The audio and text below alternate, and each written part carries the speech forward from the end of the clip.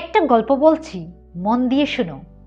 একটা ক্লাস চলছে, সেই ক্লাসরুমে 0 থেকে 9 এই 10টা সংখ্যা রয়েছে। ক্লাস করছে, হঠাৎ করে 9 8কে জুড়ে একটা থাপ্পড় মারলো। 8 জিজ্ঞাসা করলো, আমাকে থাপ্পড় মারলি কেন? 9 বলল, আমি বড় তাই তোকে থাপ্পড় মেরেছি, আমার অধিকার আছে তোকে থাপ্পড় মারার।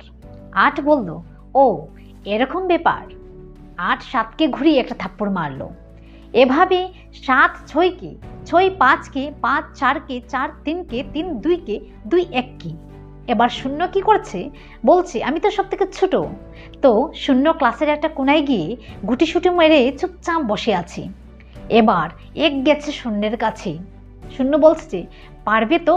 বলছে না। এক কাজ কর, তুই আমার পাশে এসে দাঁড়িয়ে পড়। 1-এর পাশে 0 গিয়ে দাঁড়িয়ে পড়লো। দুজন মিলে হয়ে গেছে 10। ক্লাসে এখন সব থেকে বড় কে? এখন 10।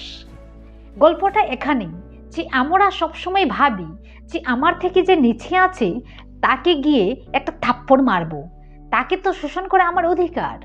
কিন্তু গল্পটা তো অন্যরকমও হতে পারে। একে যদি আমি সাথে নিয়ে নেই তাহলে তো আমি আরো বড় হয়ে যাই, তাই না? Unity is strength.